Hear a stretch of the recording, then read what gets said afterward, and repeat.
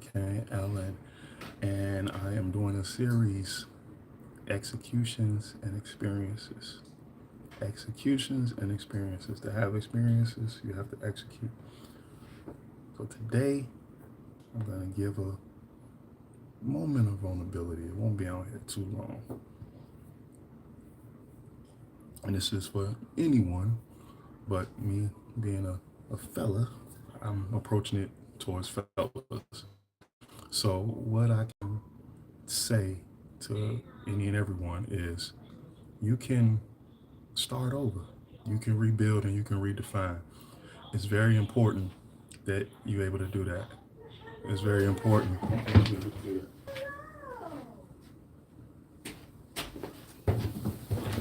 Pardon me, had a little background noise there, but you can rebuild and redefine. Give a quick, brief story of my own personal life. So, I became a father at 17. I can recall what I felt when I had to go home and tell my mom that my girlfriend at that time was pregnant.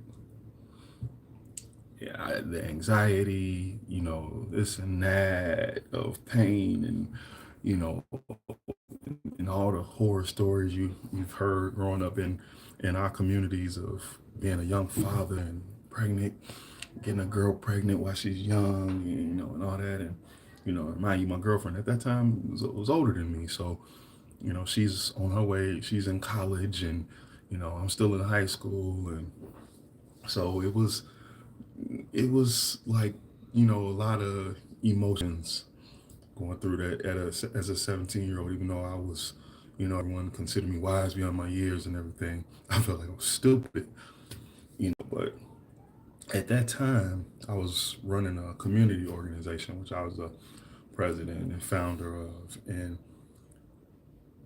I was really moving up in the way of community and doing things, and I was speaking at schools and doing community events, and I speak at a high school in Inglewood, Southside Chicago. And I invited my mom and my grandmother, and I never forget, I was so excited, because I'm about to talk to young people and show them that, even though you're in high school or coming out of high school, you're out of high school, you can do things before you go to college. You can sell clothing. You can sell, fragrances. You can, design clothes. You can do all this stuff before you even touch college. So I was excited, and my mom and my grandmother listened to me as I went to different rooms and spoke. And my grandmother, being a grandma, is always excited for, grandbaby to, do things, and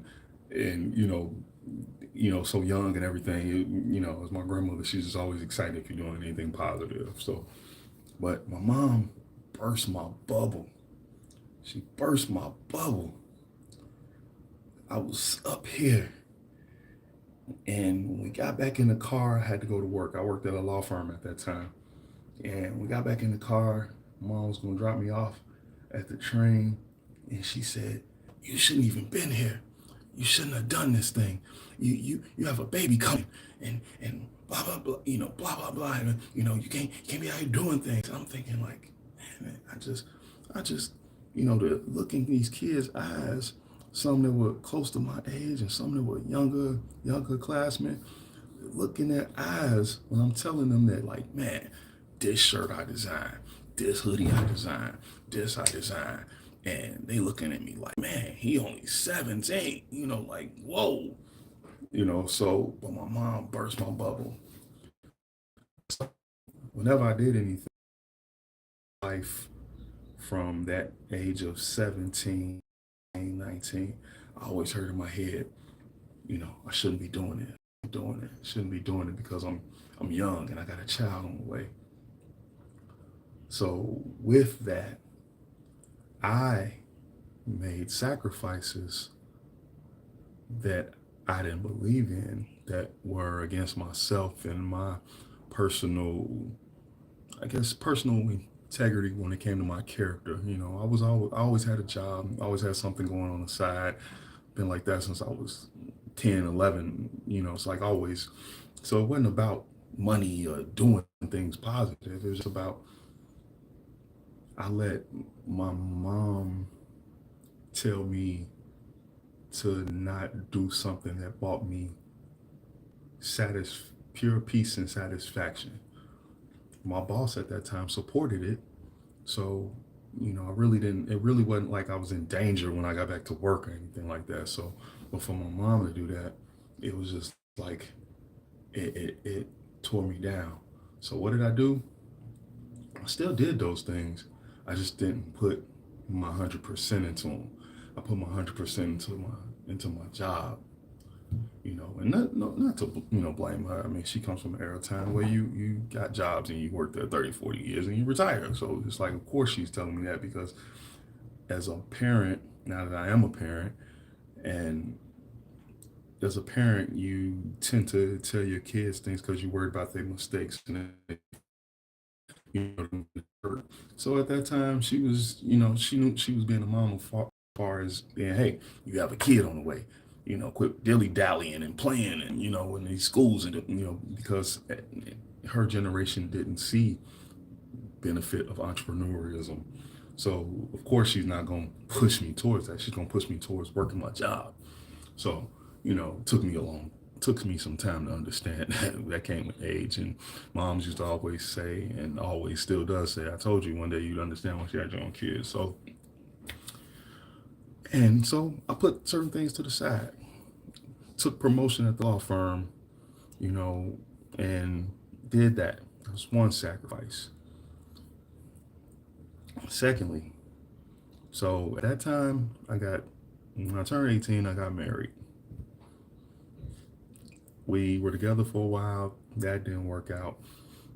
We were together 7 years. That didn't work out. So divorce happened, what have you.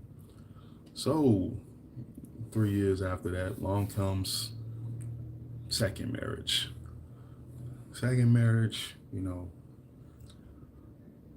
I can say today I saw red flags and things of that nature, but being the kind of man I am and the kind of man I was back then, my downfall has always been being loyal to a flaw. So you push down who you are and you look up and you don't know who you are when situations and things in life change, as far as like divorce.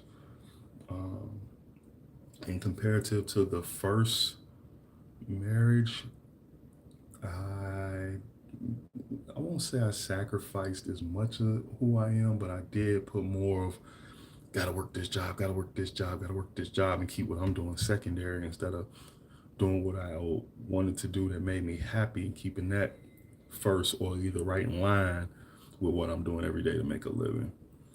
And so, second marriage was 16 years. Um, person, of course, it always starts out great, right? But put a lot of who I was, character, heart, compassion, everything to the side. And you look up and you had these bursts of times where you need to be yourself because it's who you are. Some of you are sitting in situations and relationships where when you met this person or you started out with this person, you used to paint, or you were creative, or you wrote music, or you did poetry, or you liked dancing, or you liked watching these type of movies, or you like and then it's nothing wrong with give or take and sharing, but I'm making this video to let people know it's not okay to do away with yourself for someone else, because it's going to come a time that you need to be who you were destined to be. And your journey is your journey, and your path is your path. And if you don't own that and have a little bit of a boundary and a protection for that, and besides, the person you with should be wanting you to flourish as you, because you flourishing as you makes you a better you for them and for your union or for your community or what have you. But I, and I'm saying and I want men to pay attention to this because we don't usually admit this because it doesn't usually happen a lot. I allowed myself to ignore things that I saw in the beginning that I knew were dangerous and against who I am as a person and who I believe.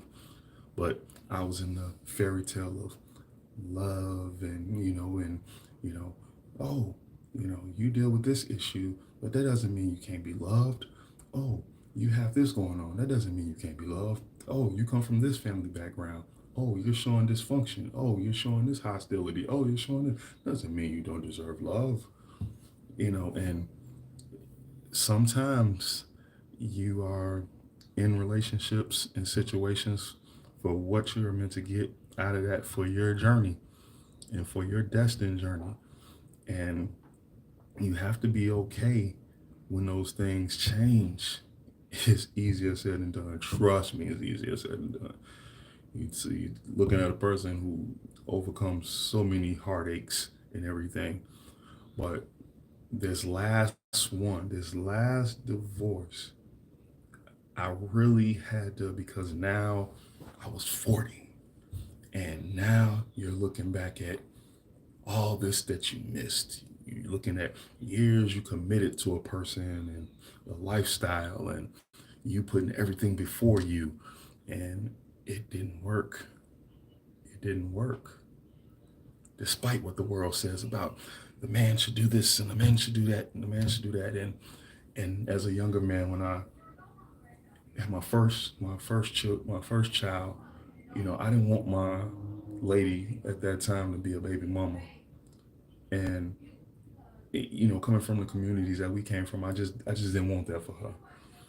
And then when we had a second child, I was like, we knew we were going different ways then, but it called me crazy. But as a young man, I thought it's better to walk the world.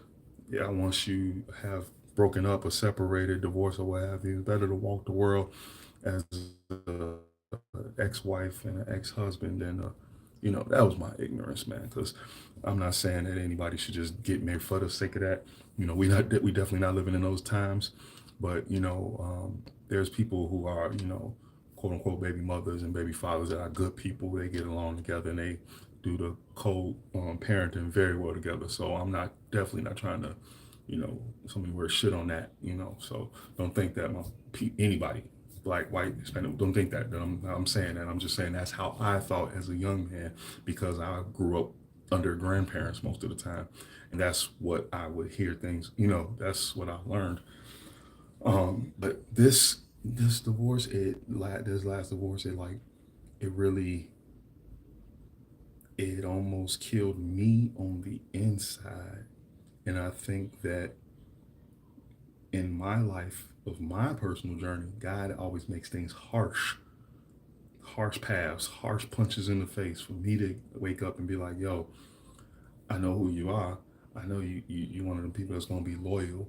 You're gonna still take care of a person and treat you like shit, even though any other person would have been like, go this way, go that way, and leave. But I gave my word, and I'm a big person about my word. If I tell you that I'm gonna do something, I'm gonna be there. Only the act of God is gonna stop me from being there. Even in my company, my fitness company, I live in Midwest. It's been blizzards, and I've shown up at people's doors like, "Hey, I told you we having a training session. We having a training session." And I'm not doing that to be any type of nobility or anything. It's just that that's what I believe. And I tell everyone, if I say I got your back, I got your back. Whether you are across the country or around the other side of the globe, I got your back. And so with this one, I had to learn how to rebuild, almost like that operation game where you're trying to put the pieces in without touching the sides. I had to learn how to rebuild myself inside and out, and I had to apologize to my brothers, my friends, my associates, because I didn't let them know that what was going on in my home that was destroying me. I didn't give them a chance to be a brother. I didn't give them a chance to be a friend. I didn't give them a chance to be an associate. When I was falling apart, I still kept everything, and for fellas, no one ever talks about what we go through after we leave a long-term relationship and after we've sacrificed so much and carried so much. And for ladies, no one ever talks about the mental anguish you may suffer from losing this protector and this security and this person that you may have known that just had this part of our life, you know, and forget what the world tell you about money and all this and his money, her money, 50. When you're a union, you're a union. It's like if a battle happens, you sitting down and you battling together. That's a union. Now, if you can't say you're a union if it's always one person battling for the whole group and then one person sitting up, it's like no, no, no, no, no. We love together, we grow together, and we protect each other in the union together. It's how it's supposed to be. So when it comes to like the ins and outs of finances, like whatever, if she's hungry, she's gonna eat. If the children are hungry, they're gonna eat. If I'm hungry, I'm gonna eat. It's like it. Oh, let it just be only decided for me to get the money to. No, like hey, we're a union, we're a team. So, but I had to learn how to rebuild. I had to learn how to rebuild. I did things like go to the grocery store and still buy a bunch of food for a household that I'm not living in. I'm living alone. You know, and I met a woman, and I had to kind of watch myself because I kind of had that relationship postpartum, and this is important to pay attention to, fellas. Especially, women. You guys pretty much stay on top of this one. This joint right here, y'all. It slips sometimes, but most times, fellas, we gotta be careful with that because once we done open our heart up and salespeople, so we still carry a little bit of residue, we can say. So, I started. If it was one thing that happened in my relationship that was similar, just a thread of similarity, I was ready to, and it's like, nope, this is a different person. If I get like this, or act like this, or think like this, I'm gonna be saying that all women are the same, and I don't want anyone to generalize me, and I can't generalize her. So I have to learn this person as this person is learning me, and I also have to take off that past glasses. You gotta let go of that past stuff. It's like executions and experiences. Execute something different and get a different experience. And I like to say that when it comes to life, don't stay too far in the past. Get what you can learn out of that, the enrichment, the blessings, the lessons, the pain, the heartache. Don't run from the trauma of it either. Look into it. I mean, I'm not saying look into something that was horrible to you, but I'm just saying look at it and see what you can gather from it. Assess it, and then stay in the present. Don't go too far in the future. Stay in the present. Take those tools and keep those tools to help you when the time arises again that you feel this way or that way. And that's what I had to do. So the next time something came up, and don't get me wrong, these things don't come up a lot in my current relationship. It's just things, like, ladies, if you broke up with someone and the one guy, he would always, turn his shoes at the door facing inward instead of facing outward. And then you notice he do that, you like, oh no, he crazy just like the last guy, because he turns his shoes the same way. It's like, nah, just a thing, So I had to look at it, and I learned from looking at my tools that this person isn't the same person. And this person has a different outlook, and they've had experiences that they're even looking at me to see. So it's like we gotta we playing tennis here, ping ponging back and forth about learning each other and growth. But you can rebuild and redefine. You can rebuild and redefine. It's important to know that, because when you walk away from these situations, you leave in devastation. I don't care how much money you got. I don't care if you got a house, a car. I don't care what you're getting out of it. You are leaving in devastation because you had something that was once like this that's like this now. It's broken apart. And you have to acknowledge that. You have to acknowledge that something ended. You have to acknowledge that something has been lost. You have to be acknowledged that something is severed. There's something, you have to mourn that. You have to mourn that. I mean, no matter what the situation is, of course, no one's going to be skipping on out, like, but some people, I don't know, but um, you have to really look at the reality of things change. And I have to honor the fact that, man, it started this way, it went this way, it grew to this, and this is how it ended.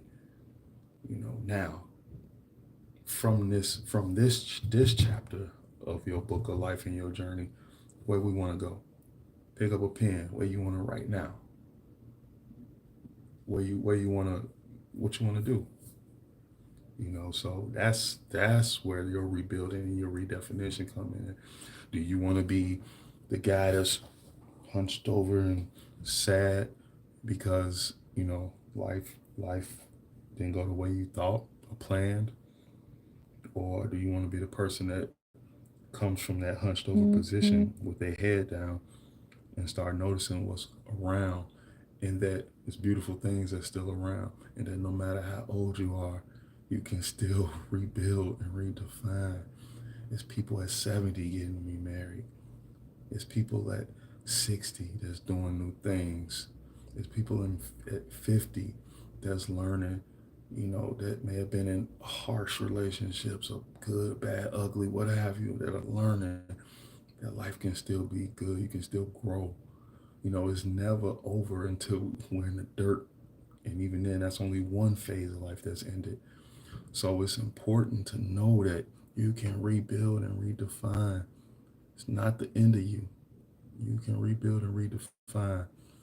Don't hold on to the end. Hold on to the new beginning. Hold on to the new beginning. Grab your mental shovel and your tool and like, you know what? Yeah, I'm gonna do a new foundation. And I know a lot of the world out here saying, just go to the gym and get yourself together. And it ain't always that easy.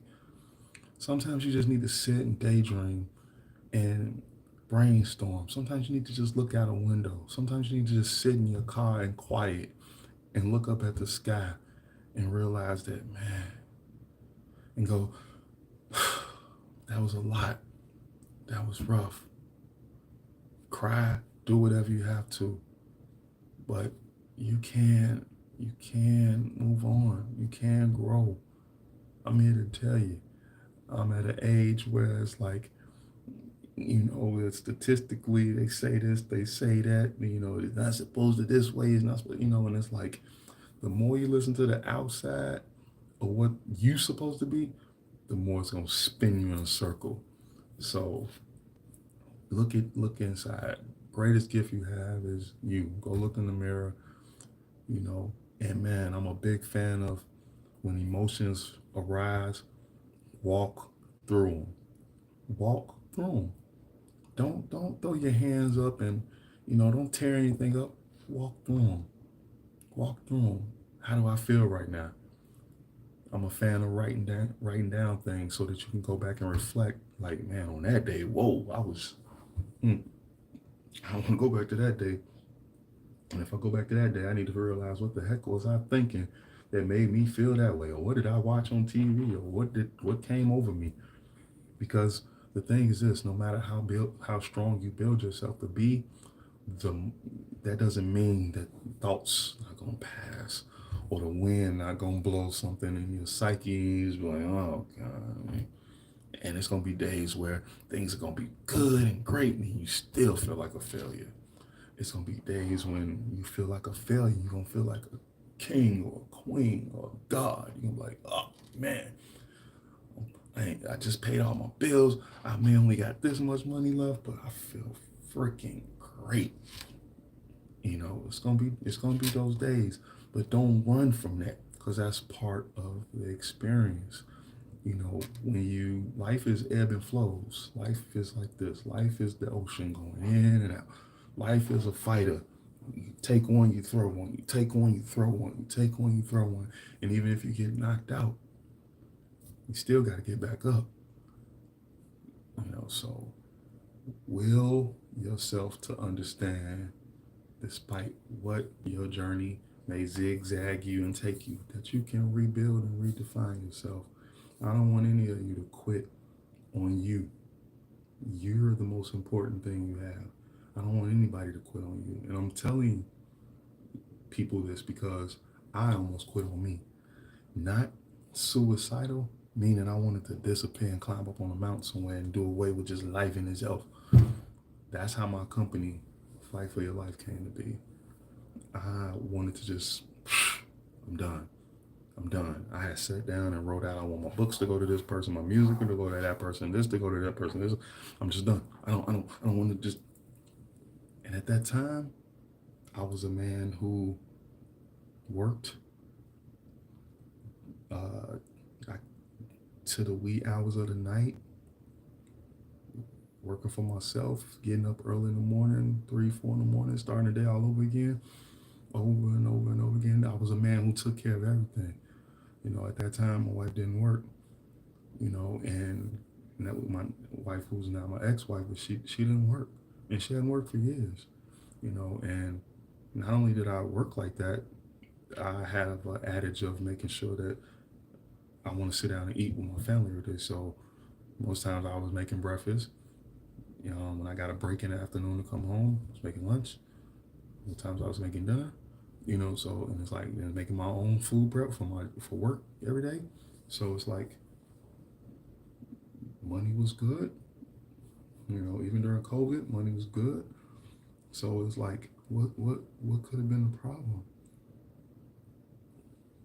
My partner wasn't my partner. So I sacrificed a lot of me to try to make sure that the person that I'm taking care of is okay, and jumping from one foot to the other. And in turn, when doing that, man, I couldn't tell you the last time I went to a barber shop. I couldn't tell you the last time I had bought myself anything to wear. I had clothes from like 13 years. Um, I bought stuff on a as a need basis due to my job. Um, I had T-shirts that I had worn for so long that the emblem on it weren't even there anymore. I didn't do anything to take care of myself. Anything, anything.